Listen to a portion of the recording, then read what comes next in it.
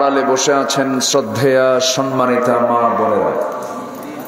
আলোচনার সূচনায় আনুষ্ঠানিকতার মধ্য দিয়ে আমার পক্ষ থেকে আবারও দিল খোলা সালাম, আসসালামু আলাইকুম ওয়া রাহমাতুল্লাহি ওয়া বারাকাতুহু। সবাই কেমন আছেন? আমাকে প্রশ্ন করলেন। আল্লাহ তাআলা আমাকে আপনার মতোই রেখেছেন, বলছি আলহামদুলিল্লাহ। বক্সের আওয়াজগুলো কি আছে নাকি? হ্যাঁ, বক্সের আওয়াজ আপনি আছে? ওই মাইকটা ঘুরে দাও, ওই হুটার মাইকটা ঘুরে দাও। থামেন, শোনা যায়? এই কি বলে, কি বলে, শোনা যায়? তাহলে কি করা দরকার এখন? শোনা যায়? বলেন কি বলবেন এখন? কিছুই কয় না।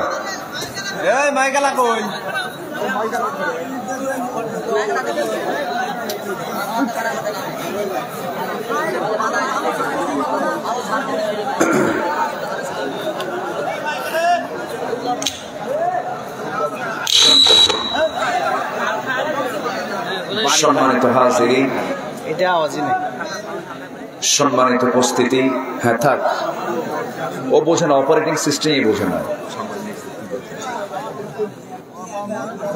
এখন যতটুকু আছে আমরা বলে ফেলি আলহামদুলিল্লাহ। একটু কষ্ট করে শুনি, যত ধমক দিবেন তত খারাপ হবে। যা আছে মানে বিয়ে হয়ে গেছে, সংসার করতেই হবে, উপায় তো নেই, তাই না?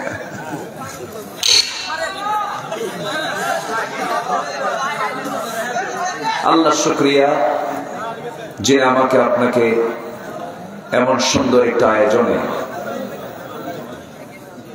আসার বসার তৌফিক দিয়েছেন। শুকর আদায় করছি, মুহাব্বাতান বলে উঠছি আলহামদুলিল্লাহ।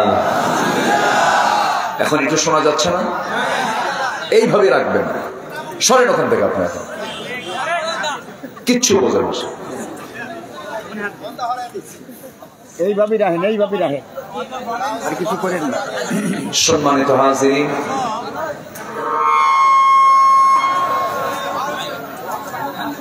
মহান রব্বুল আলামিনের অশেষ শুকর, আমরা আসতে পেরেছি জান্নাতের টুকরায়। বলছি আলহামদুলিল্লাহ,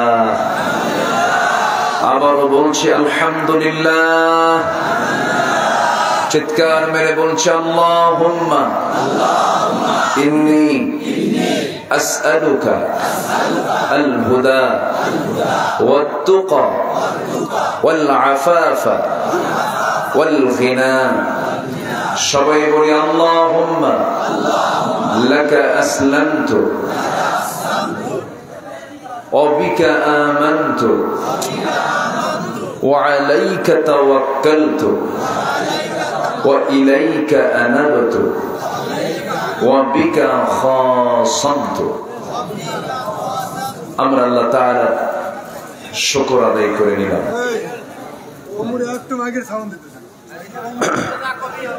সম্মানিত হাজিরিন, আসুন আমরা এখন মূল আলোচনার দিকে আস্তে আস্তে চলে যাই।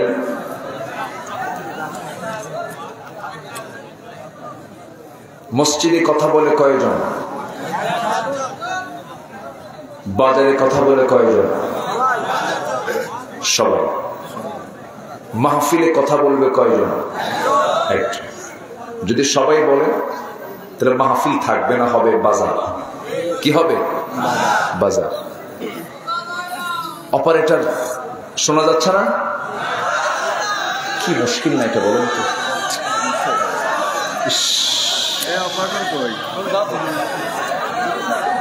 তো বড় দেখা একটু একটু সবর ধরে ঠিক হয়ে যাবে, আশা করি ঠিক হয়ে যাবে ইনশাআল্লাহ, চেষ্টা করতে। শোনেন, আপনি কিচ্ছু না, আপনি দুটো বক্স সুন্দর করে চালান। আপনার উপরে কিছু লাগবে না, আপনি দুটো বক্স অন্তত সুন্দর করে চালান, তাই শোনা যাবে।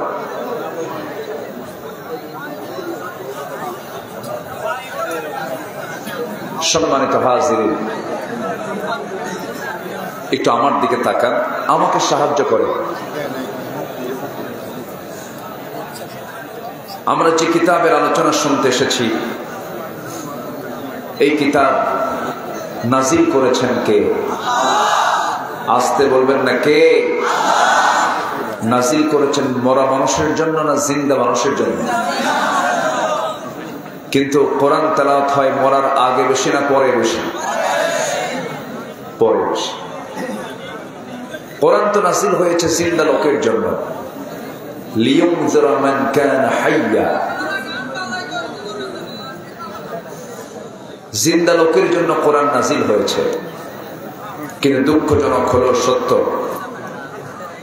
আজকে গোটা পৃথিবীর দ্বিতীয় বৃহত্তম মুসলিম জনপদ বাংলাদেশ, 18 কোটি মুসলমান যে দেশে বসবাস করে, অধিকাংশ মুসলমান কি কোরআনকে সহি করে পড়তে পারে? পারে। কেন পারে না? কি জন্য পারে না? এটার জন্য 1 নম্বর ভুল হবে ব্যক্তির ভুল, ব্যক্তির দোষ, এটা ঠিক আছে। কিন্তু এর জন্য বাপমারও দায়বদ্ধতা আছে না নাই? শিক্ষা ব্যবস্থার ভিতরেও কিছু ত্রুটি আছে না নাই? আছে। যদি আজকে সবার জন্য কোরআনকে শেখা যদি বাধ্যতামূলক করে দেওয়া হতো, প্রত্যেকটি ভাই বা পরীক্ষায় যদি মুসলিম শিক্ষার্থী যারা ভাইভা বোর্ডে যদি সহি করে কোরআন তেলাওয়াতকে যদি বাধ্যতামূলক করে দেওয়া হতো, তাহলে কি সমাজের চিত্র এমন হতো? আসতে বলবেন না, এমন হতো? হতো না। পৃথিবীতে যত শিক্ষা আছে এর মধ্যে সবচেয়ে শ্রেষ্ঠ শিক্ষা হলো কোরআনের শিক্ষা। কিন্তু বুকটা ফেটে যায়, ছাত্র সমাজের বিশাল একটি সংখ্যক যারা কোরআনটাকে সহি করে পড়তে পারে না। আমি কি করবো বলেন তো? শুনতে পাচ্ছে না তো মানুষ? শোনা যায়? এগুলো কোনো চিত্র হলো বলেন তো? আমি কি কথা বলবো? আমি তো আমার কথা বুঝি না ভালো করে। জিকির করে সুবহানাল্লাহ আলহামদুলিল্লাহ,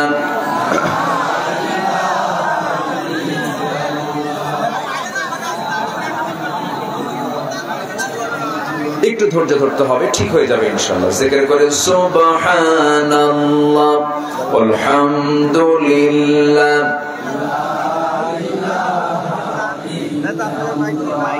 এখন কি ঠিক আছে না? এখন কি ঠিক আছে? জি, সুবহানাল্লাহ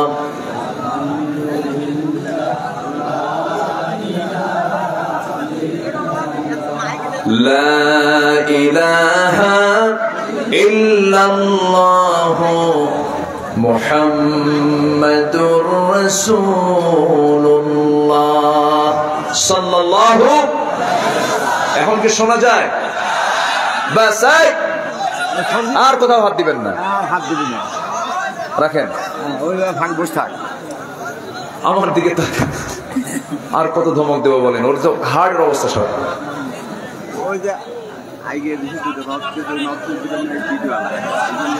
না না, অনেক কিছুই বলবো, আর এগুলো তো আরো বেশি থাকে। আমার দিকে তাকান। এখন কি শোনা যায়? শোনা যায়? বলি আলহামদুলিল্লাহ। রাগ করেন না, সবাই ভালো। আসো, আমি যেখান থেকে তেলাওয়াত করেছি, তেলাওয়াতকৃত আয়াতটি হলো সূরাতুল আরাফ। সূরাতুল আরাফের একটা আয়াত আমি তেলাওয়াত করেছি। এই আয়াতকে সামনে রেখে আমি কিছু কথা বলতে চাচ্ছি। আমাকে সময় দেওয়া যাবে তো? সবাইকে সময় দিবেন? জোরে বলি ইনশাআল্লাহ। সম্মানিত ভাইরা, খুব অল্প সময়ে এই প্রোগ্রামটার আয়োজন করেছে মাহফিল কমিটি। এত অল্প সময়ে তারা এত সুন্দর আয়োজন করেছে, সবই ঠিক ছিল। মাইক আমরা শেষ সময়ে মোটামুটি ঠিক পেয়েছি, বলি আলহামদুলিল্লাহ। তো আমি একটু সবার কাছে একটু আরজ জানাবো, একটু মেহেরবানি করে সবাই বসে পড়ুন। কোরআন শোনার জন্য একটা আদব আছে। কোরআন যখন আলোচনা হবে সেই সময় দুটো হুকুম দিয়েছেন। কয়টা হুকুম? এই হুকুমটা কার? আল্লাহ তাআলা। আল্লাহ রাব্বুল আলামিন বলেন, فَإِذَا قُرِئَ الْقُرْآنُ فَاسْتَمِعُوا لَهُ وَأَنصِتُوا لَعَلَّكُمْ تُرْحَمُونَ। তোমাদের সামনে যখন কোরআনে কারীম যখন তেলাওয়াত হবে, আলোচনা যখন হবে, তোমরা সেই সময় দুটো কাজ তোমরা করবে। একটা হলো চুপ করে থাকবে, মনোযোগ সহকারে শুনবে। আশা করা যায় সমস্ত রহমত গুলো তোমাদের উপরেও নাজিল হবে। জোরে বলি সুবহানাল্লাহ। দুইটা কাজ, চুপ থাকা, মনোযোগ সহকারে শোনা। আমরা শুনবো, জোরে বলি ইনশাআল্লাহ। আমার বন্ধুগণ, তাহলে সবার কাছে আমার এক নম্বর আহ্বান থাকবে, আমরা যারা মাহফিলে এসেছি আমরা সবাই মৃত্যুর আগে হলেও চেষ্টা করব আমরা কোরআনটা সহি করে পড়া শিখবো। জোরে বলি ইনশাআল্লাহ। কোরআন শুধু আলেমরা পড়বে ভুল কথা, শুধু বিশেষ শ্রেণী পড়বে এটা ভুল কথা। কোরআনটা পড়বে একটা শ্রেণী না, সবাই পড়বে, সবাই পড়বে, সবাই শিখবে। কোরআন সবার জন্য নাযিল হয়েছে। আল্লাহ রাব্বুল আলামিন বলেন, শাহরু রমাদানাল্লাযী উনজিলা ফীহিল কুরআনু হুদাল লিন-নাস ওয়া বায়িনাতিন মিনাল হুদা ওয়াল ফুরকান। কোরআন হলো গোটা বিশ্ব মানবতার জন্য আল্লাহ তাআলা নাযিল করেছেন, মানব জাতির হেদায়েতের জন্য নাযিল করেছেন। সবাই এটাকে পড়বে, সবাই এটাকে রিসার্চ করবে, গবেষণা করবে।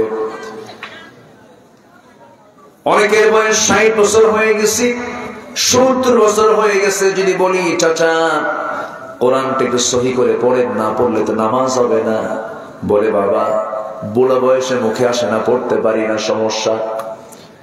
কিন্তু চাচাকে যখন বলি চাচা আপনার তো কোরআনটা মুখে আসে না, তেলাওয়াতটা মুখে আসে না, কিন্তু উল্লাপাড়ার একদম চৌরাস্তার মোড়ে, শ্রীকোলার মোড়ে আপনার যে 4 কাটা জায়গা আছে, ওই দামি জায়গাটার দাগ নাম্বার কত? 93। টনটনা মুখস্থ, দাগ নাম্বার টনটনা মুখস্থ।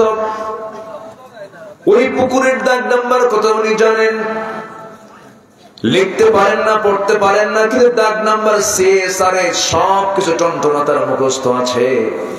কিন্তু চাচা 70-80 বছর জিন্দেগির এই সংক্ষিপ্ত জীবনে এই জমা জমি দাগ নাম্বার গুলো আপনি মুখস্থ রাখতে পারলেন, কিন্তু আল্লাহ রাব্বুল আলামিন মৃত্যুর পরে সর্বনিম্ন যে জান্নাতটা দিবেন, সেই জান্নাতটা হবে 10টা পৃথিবীর মতো একটা জান্নাত। সেই জান্নাতের দাগ নাম্বার আছে না নাই? আসতে বলবেন না, আছে না নাই? সেই দাগ নাম্বার গুলো চেনার জন্য দরকার কোন কিতাব? বলেন কোরআন। কোরআন হলো আল্লাহর চিঠি। কার চিঠি? বলেন। চিঠি কাকে দেওয়া হয়েছে? আমাদেরকে দেওয়া হয়েছে। এই চিঠিখানা পড়তে হবে, এই চিঠিকে আত্মস্থ করতে হবে, উত্তরপত্র রেডি করতে হবে। যদি আমি উত্তরপত্র রেডি করতে পারি, আমি নিজেই বলতে পারবো আমি জান্নাতে যাব না জাহান্নামে যাব। কারণ ছাত্র পরীক্ষায় অংশগ্রহণ করে পরীক্ষা দিলে পরে সে নিজে টের পায় আমি পাস করবো না ফেল করবো, একটা আশা থাকে তার। আমি হালাল খেলাম, হারামের কাছে গেলাম না, বান্দার হক নষ্ট করলাম না, পিতা মাতার হক নষ্ট করলাম না, আল্লাহর হক নষ্ট করলাম না, হক লঙ্ঘিত কোনো গুনাহ করলাম না, শিরকের কাজ করলাম না, বিদআতের কাজ করলাম না, কুফরি করলাম না, ফরজ হুকুমগুলো জীবনে মেনে চলে দুনিয়া থেকে বিদায় নিলাম। বান্দা অনেকটা নিশ্চিত হতে পারে, রহমত আশা করা যায় কার? আসতে বলবেন না, কার? আল্লাহ। বিচারক তো বিচার করবেন, কিন্তু যে বিচারটা ক্ষমার অযোগ্য, যে অপরাধটা ক্ষমার অযোগ্য অপরাধ, সেই বিচারের রায় কখনো ক্ষমা হয় না। কিন্তু কিছু কিছু অপরাধ আছে যেগুলো ক্ষমা করা যায়, আল্লাহ তাআলা সেগুলো ক্ষমা করবেন। যেমন আল্লাহ তাআলা ইন তাজতানিবু কাবাইরা মা তুনহাউনা আনহু, ছোট ছোট গুনার দিকে আমি তাকাবই না, বরঞ্চ আমি তোমার জীবনের অর্জিত যত গুনাহ তুমি করেছো সমস্ত গুনাহগুলোকে মাফ করে সম্মানজনক জান্নাত আমি তোমারে দিয়ে দেব। জোরে বলি সুবহানাল্লাহ। চ্যালেঞ্জ হলো বড় গুনাহগুলোকে আমরা ছেড়ে দেব। জোরে বলি ইনশাআল্লাহ। আমার ভাইরা, মূর্খের জন্য কোনো জান্নাত নাই। হয়তো কথাটা শুনে অনেকে মনক্ষুণ্ণ হতে পারেন, কোন মূর্খ জান্নাত পাবে না, কোন মূর্খ জান্নাত পাবে না। আবার ভুল বুঝবেন না যে এমএ পাস করতে হবে, কামিল পাস করতে হবে, দাওয়ায়ে হাদিস করতে হবে, তা কিন্তু নয়। কোন ডিগ্রির প্রয়োজন নাই। মূর্খ কাকে বলে? যে হালাল বোঝে না, হারাম বোঝে না। ন্যূনতম যার মধ্যে হালালের জ্ঞান আছে, হারামের জ্ঞান আছে, হারামকে বর্জন করে যে হালাল ভিত্তিক জীবন যাপন করবে, এটাই হলো তার শিক্ষা। এটাই হলো তার কি? শিক্ষা। আমার বন্ধুগণ, মাছ কিনতে গেলে কোনটা পচা মাছ, কোনটা টাটকা মাছ আমরা বুঝি। এতটুকু জ্ঞান সবার থাকা উচিত। কোন আলেমটা হক কথা বলছে, কোন আলেমটা বাতিল কথা বলছে, এমন জ্ঞান রাখার দরকার আছে না নাই বলে? বুঝতে হবে। জান্নাত তো সহজ কোনো বিষয় নয়। জান্নাত পেতে হলে পরীক্ষায় পাস করতে হবে। শুধু বললাম ঈমান আনছি, জান্নাত পেয়ে গেলাম তা তো নয়। আল্লাহ রাব্বুল আলামিন বলছেন, আহাসিবান নাস আইয়ুতরাকু, এতটুকু শব্দ বললাম আর আমি তাকে ছেড়ে দেব না, না, অবশ্যই তাকে আমি পরীক্ষা করব। পরীক্ষায় তাকে পাস করতে হবে। ঈমান আনা সহজ, কিন্তু ঈমানের উপরে টিকে থাকা সহজ না কঠিন? কঠিন। টিকে থাকতে হবে আমাকে আপনাকে। আমরা ঈমান এনেছি, ঠিক আছে, ভালো কথা, কিন্তু ঈমান এনেছেন বেলাল, ঈমান এনেছেন সেই সালমান ফার্সি, ঈমান এনেছেন সাহাবে কেরাম, কিন্তু আমরা ঈমান এনেছি এটা সত্যি বটে। তবে আমি যদি আরেকটা প্রশ্ন করি, আমরা ঈমান আনছি না পাইছি? বলে আমরা পাইছি। বাপ ছিল, জন্মসূত্রে আমরা মুসলমান। আমার দেশে বহু লোকের নামই আছে ঈমান আলী। কি নাম? নামাজ পড়ে না। নাম হলো রমজান আলী। রমজান মাসে দুপুর বেলা ভাত খায়। নাম হলো ফরজ আলী, ফরজ নামাজ নাই। নাম হলো আতর আলী, গোটা গায়ে গাজার গন্ধ। নাম হলো হিম্মত আলী, সাইকেলের চাকা বাস চলে সিট হয়ে পড়ে। নাম দিয়ে কাজ হবে না।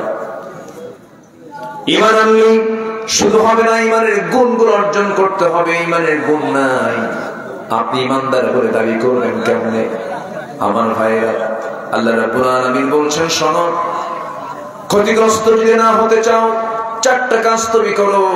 এই সূরাটা খুব দামি সূরা, যারা পারেন ঠক মিলে আমার সঙ্গে বলুন, ওয়াল আসরি ইন্নাল ইনসানা লাফি খুসর ইল্লাল্লাযীনা আমানু ওয়া আমিলুস সালিহাতি ওয়া তাওয়াসাউ বিল হাক্কি ওয়া তাওয়াসাউ বিস সাবর। জোরে বলুন আল্লাহু আকবার। দুই সাহাবী যখন এক জায়গায় হতেন, আগে সালাম দিতেন, এরপরে এই সূরাটা পড়তেন। এই সূরাটা একে অপরকে শোনায় দিতেন। খুব দামি সূরা। একটা সূরা আসর যদি কোনো বান্দা ফলো করতে পারত, এই সূরা আসর তাকে জান্নাতের দরজায় পৌঁছায় দেবে। জান্নাত যাওয়ার জন্য বেশি কিছু তো লাগে না। আমার ভাইয়েরা, কোন লোকগুলো ক্ষতির মধ্যে পড়বে না? নাম্বার 1 যারা ঈমান এনেছে, নাম্বার 2 হলো যারা নেক আমল করেছে। ঈমান আছে আমল নাই। দেখবেন কিছু লোক আছে ঈমানের দাবি করে কিন্তু নামাজ পড়ে না। এই দুনিয়ার শীর্ষ ধনী একজন আছে, বিল গেটস। তার সমস্ত সম্পত্তির বিশাল একটা অংশ সে মানবতার জন্য সে খরচ করেছে, দান করেছে। এত বড় দানবীর হওয়ার পরেও তার কোন পুরস্কার আল্লাহর আদালতে আছে নাকি? বলেন, কি নাই তার মধ্যে? কি নাই বলেন? ঈমান নাই। ঈমানহীন আমলের কোনো মূল্য নেই, আবার আমলহীন ঈমানেরও কোনো মূল্য নেই, কারণ ঈমানদার বেআমল হতে পারে না। এই দুইটার সমন্বয় যার মধ্যে থাকবে, আল্লাহ রাব্বুল আলামিন বলছেন আমি তাকে 1 নম্বরে জান্নাতুল ফেরদাউস দিয়ে দেব। জোরে বলি সুবহানাল্লাহ। আমার বন্ধুগণ, একটু কান লাগান, মনোযোগ দিয়ে শুনুন। খুব বেশি রাত করব না, আমল করার জন্য বেশি ওয়াজও লাগে না, একটু মনোযোগ দিয়ে শুনবেন। আমরা আল্লাহর রহমত চাই না গজব চাই? রহমত চাই না গজব চাই? আমি যেখান থেকে তেলাওয়াত করেছি এই আয়াতের মধ্যে আল্লাহ রাব্বুল আলামিন 3টা গুণ যার অর্জন হবে, আল্লাহ রাব্বুল আলামিন তাকে রহমত দিয়ে ধন্য করবেন। কি দিয়ে ধন্য করবেন? রহমত দিয়ে ধন্য করবেন। আসুন মূল আলোচনার দিকে আস্তে আস্তে চলে যাচ্ছি। তবে একটা বিষয় আমি ফাইন্ড আউট করে দিচ্ছি আমার বন্ধুগণ, আমরা কোরআন পড়া শিখবো কিনা বলেন? শিখবো না? কোরআন কঠিন নয়, কোরআন সহজ কিতাব। যদি বলে কেউ কোরআন কঠিন, সে কোরআনের বিরুদ্ধে কথা বলবে। ওয়ালাকাদ ইয়াসসারনাল কুরআনা লিযিকরি ফাহাল মিন মুদ্দাকির। বান্দার জন্য আমি কোরআনকে খুব সহজ করে বান্দার জন্য কোরআনটাকে নাযিল করেছি। যদি বলি সুবহানাল্লাহ। আমি আমার এই হাতে 4 বছর 5 বছরের শিশুকে দস্তরবন্দি দিয়েছে, হাফেজ কোরআন হতে পেরেছে মাত্র 5 বছর। গত 7-8 দিন আগে শরীয়তপুরে ছোট্ট একটা শিশু 7 বছর বয়স, হাফেজ কোরআন। তো 7 বছরের বাচ্চা কোরআন মুখস্থ করতে পারে, আর আমি আপনি পারবো না। অজুহাত দেব, এই অজুহাত গ্রহণযোগ্য হবে না। কার দরবারে? আসতে বলবে না, কার দরবারে? আল্লাহর দরবারে। হিন্দুর ছেলে হিন্দু হতে পারে, ব্রাহ্মণের ছেলে ব্রাহ্মণ হতে পারে, ইহুদির ছেলে ইহুদি হতে পারে, খ্রিস্টানের ছেলে খ্রিস্টান হতে পারে, মুসলমানের সন্তান মুসলমান হতে পারে না, ইমানদারের সন্তান ইমানদার হতে পারে না যদি তার মধ্যে ঈমান না থাকে, ইসলাম না থাকে। থাকতে হবে। সম্মানিত ভাইরা, কোরআন পড়তেই পারে না এমন সংখ্যা আমার দেশে কম না বেশি? পারে তো না, আবার উল্টা আলেমদের বিরুদ্ধে অবস্থান নেয়। আসতে বলবেন না, আছে না নাই? আবার বলে কি, ওরা তোমরা কি পারো, আমরা কি কম পারি নাকি? উল্টা ঝাড়ি মারে। ওরা এমন পারা পারে, কোথায় যেন শুনলাম, কে যেন বলছে ঈদুল আজহার জানাজা নামাজ। ঈদুল আজহার জানাজা নামাজ পার্লামেন্টে তেলাওয়াত অধিবেশন শুরু হয়। কারি সাহেব জানলে একদিন দেরি হয়ে গেছে, অধিবেশন শুরু হবে। স্পিকার মহোদয় বললেন একজন সংসদ সদস্য দাঁড়ান, কোরআন তেলাওয়াত অধিবেশন শুরু করতে হবে। তেলাওয়াত করতেছে একজন, শয়তান কই তোর সে তেলাওয়াত আমার ভালো আছে। এই হলো মুসলমানদের কোরআন চর্চার দিক। এমন তো হওয়ার কথা ছিল না। মালয়েশিয়া আমার সফর ছিল। মালয়েশিয়াতে সেখানে লক্ষ্য করে দেখলাম ছোট্ট বাচ্চা, যে কোনো মুসলিম ক্লাস 8 লেভেল পর্যন্ত যখন সে চলে যায়, অটোমেটিক্যালি তার 3 থেকে 5 পারা কোরআন মুখস্থ হয়ে যায়। এবং প্রত্যেক নাগরিক তার শুধু নামাজ পড়া নয়, নামাজ পড়ার যোগ্যতা রাখে। তার নামাজটাই সহি হবে, যে নামাজ শুধু পড়তে জানে তা নয়, যার নামাজ পড়ার যোগ্যতা থাকে তার নামাজটা সহি হতে পারে। ঠিক কিনা? ঠিক হতে পারে। প্রত্যেক নামাজির নামাজ পড়ানোর যোগ্যতা থাকার দরকার আছে না নাই? সবাই মুসল্লি, সবাই ইমাম, সবাই মুসল্লি, সবাই ইমাম। সেই পরিবেশ কি আমার দেশে আছে? নাই। আবার বলে আমরা কি কোরআন বুঝি না? ওরা কোরআন বোঝে কানার মতো।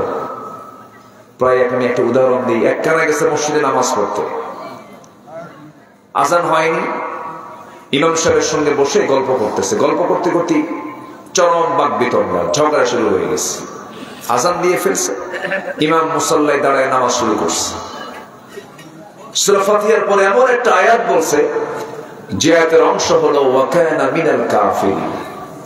কানা মনে মনে চিন্তা করে গন্ডগোল হলো কিছুক্ষণ আগে, নামাজের মধ্যে ফতুয়া জারি হলো, আমি কানা কাফের। প্রচন্ড খেপে গেছে, রেগে গেছে, কিন্তু কিছু বলে না। রাগে গোসায় ফেটে পড়ে বাড়িতে চলে আসছে। পরের দিন আবার নামাজে চলে গেছে, মাগরিবের নামাজ, জাস্ট রূপক অর্থে বোঝাচ্ছে। এইদিকে ইমাম যিনি, তার একটা পা হলো ন্যাংরা সাইজের, খাটো সাইজের। এই মাগরিবের নামাজ, পরের দিন মাগরিবের নামাজে সে সূরা ফাতিহার পরে যে আয়াত দিয়ে আগের দিন নামাজ পড়াচ্ছে, সে আয়াত দিয়ে আবার পরের দিন নামাজ পড়াচ্ছে। যখন আবার বলছে ওয়া কানা মিনাল কাফিরিন, কানার নিজেকে নিয়ন্ত্রণ করতে পারে না। নামাজের মধ্যে উল্টা লোকমা ওয়াল লাগরানা মিনাল ফাসিকিন। আমি কানা যদি কাফের হই, তুই ন্যাংরা হলি ফাসিক। ওরা কোরআন বোঝই কানার মতো। আসতে বলবেন না, জোরে বলুন ঠিক কিনা? ওদের কাছে স্লোগান সহ্য হয় না। তাকবীর শুনলে বলে যেটা নাকি জঙ্গিবাদের তাকবীর। নারে তাকবীরের স্লোগান, এই স্লোগান তো আজকের দুনিয়ার আজকের স্লোগান নয়। এই স্লোগান ছিল হলো বদরের স্লোগান, বদরের হাতিয়ার, ওহদের হাতিয়ার, খন্দকের হাতিয়ার। যারা বলে কোন স্লোগান দেওয়া যাবে না, কোন তাকবীর দেওয়া যাবে না, আমি তাদেরকে প্রশ্ন করতে চাই, আমি যখন মার পেট থেকে পৃথিবীর চেহারা দেখতে পেয়েছি প্রথম, আমার কানে আযান আর ইকামত দেওয়া হয়েছে কি হয় নাই? হয়েছে কি হয় নাই? তাহলে পৃথিবীর প্রথম আওয়াজ আমার কি কানে আসছে বলেন তো? আরো জোরে, আরো জোরে। যখন মুয়াজ্জিন আযান শুরু করে প্রথম তাকবীর কি? যখন ইকামত শুরু হয় প্রথম তাকবীর কি? ইমাম যখন নামাজ শুরু করেন তখন প্রথম তাকবীর কি? রুকুতে যেতে কি? সিজদায় যেতে কি?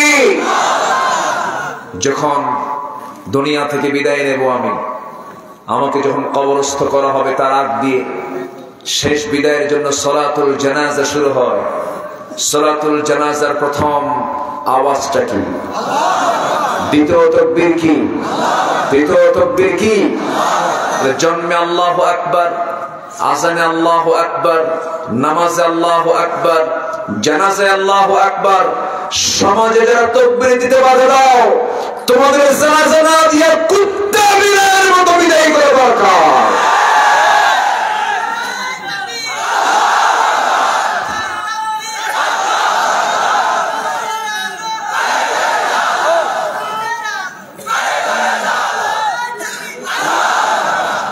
আল্লাহ কবুল করুন, জোরে বলি আমিন, আরো জোরে আমিন।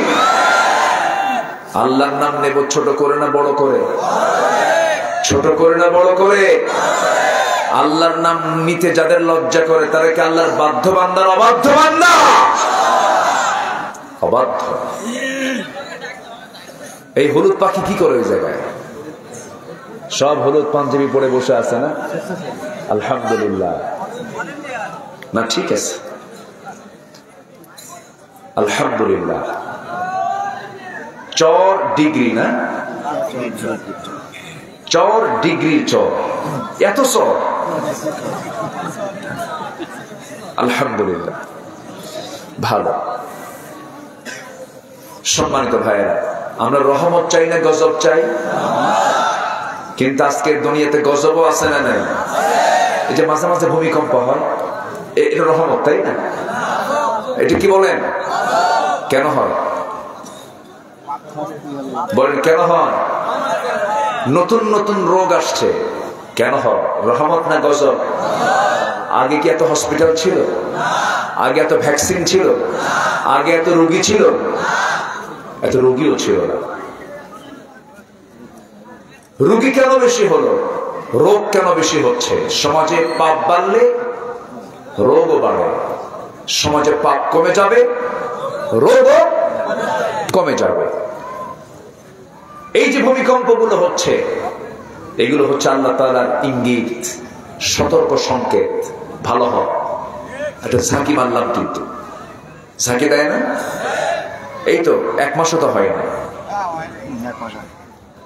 মাঝে মাঝে ভূমিকম্প হচ্ছে, যেটা আপনি 10-15 বছর আগেও দেখেন না, এত ছিল না।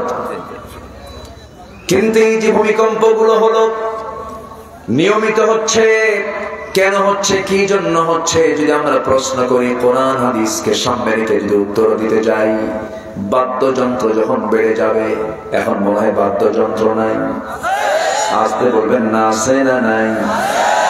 বিয়ের অনুষ্ঠান হলে পরে সেখানে কি ডিজে পার্টি, গায়ে হলুদ, আছে না নাই?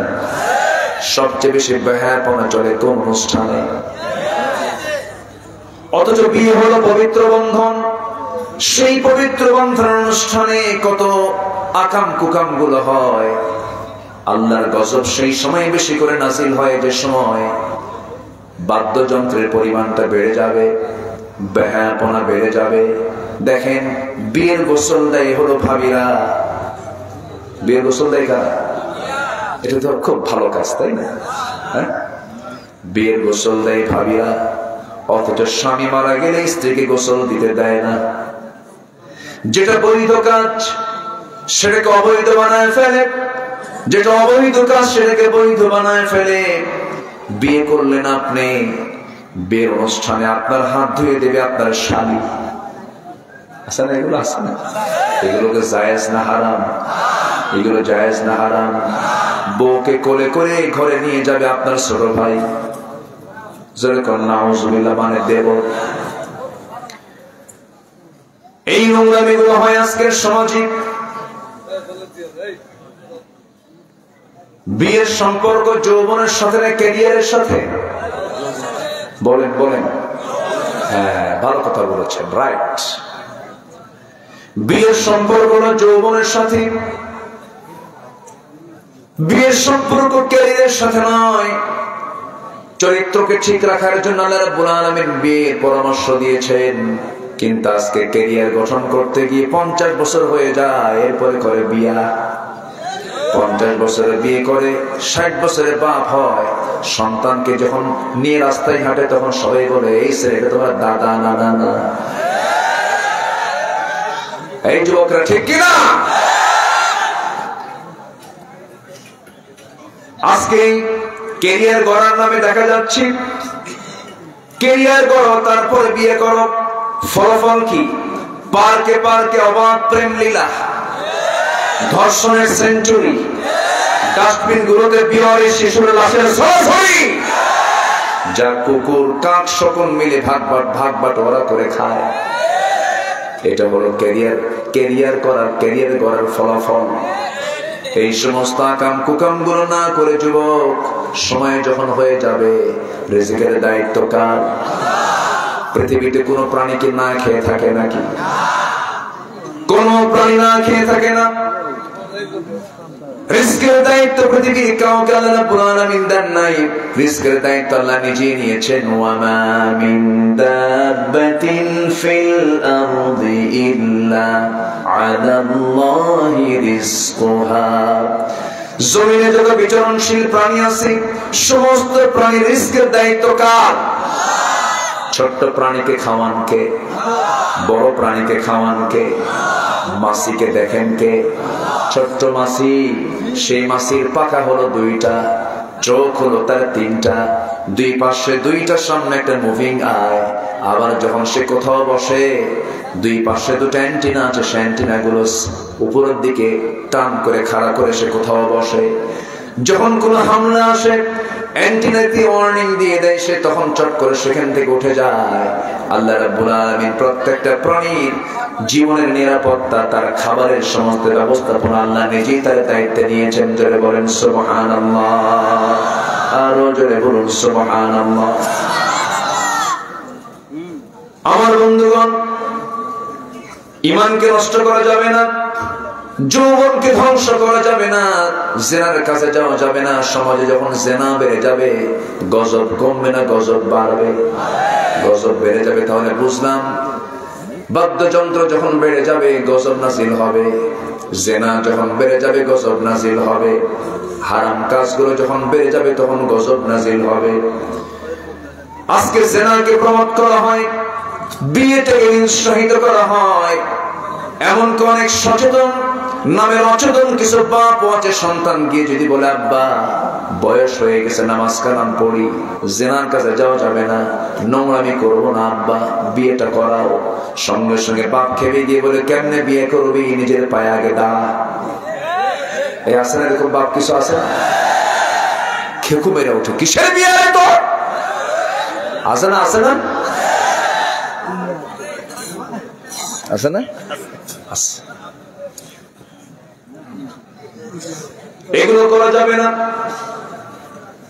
সময় হয়ে যাবে, বিয়ের সিদ্ধান্ত নিয়ে ফেলবে যুবক।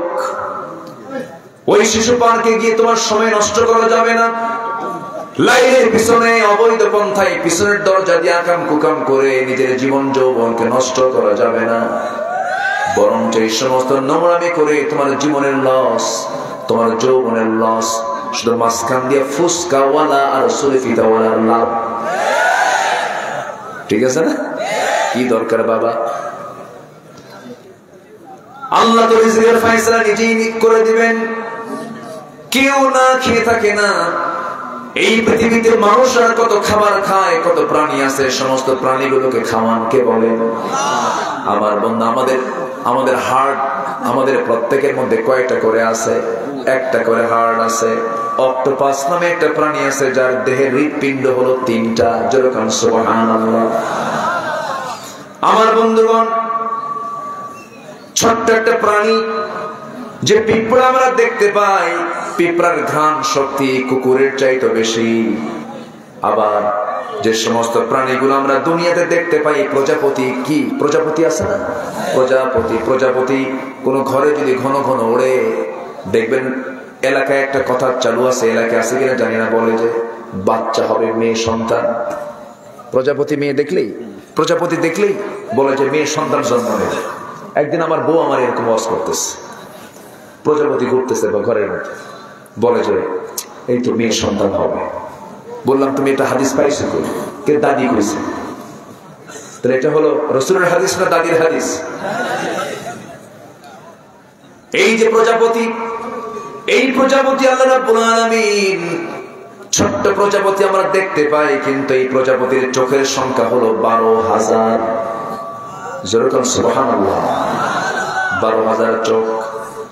মাছ বসবাস করে পানিতে, আবার মাছেরও কাশি হয়, ওই কাশি আবার সারায় দেন ওই নদীর ওই পানির নিচে কিছু শৈবাল, কিছু ঘাস আছে, সেই ঘাসগুলো খেলে তাদের কাশি ভালো হয়ে যায়। যেরকম সুবহানাল্লাহ। আমাদের চোখ হলো 2টা, মৌমাছির চোখ হলো 5টা। মশা কামড় দেয়, মশার দাঁতের সংখ্যা হলো 47টা। আল্লাহু আকবার বলেন।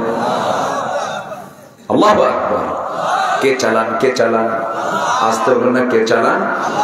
আমরা শ্বাস নেই কি দিয়া বলে? নাক দিয়া। আর একটা প্রাণী আছে শামুক, নিঃশ্বাস নেই হলো পা দিয়া। যেরকম সুবহানাল্লাহ। শামুকের নাক হলো 4টা, পা দিয়ে সেই শ্বাস প্রশ্বাস গ্রহণ করে। এরকম করে আল্লাহ রাব্বুল আলামিন যত প্রাণী আছে সমস্ত প্রাণীর রিজকের দায়িত্ব তিনি নিজেই নিয়েছেন।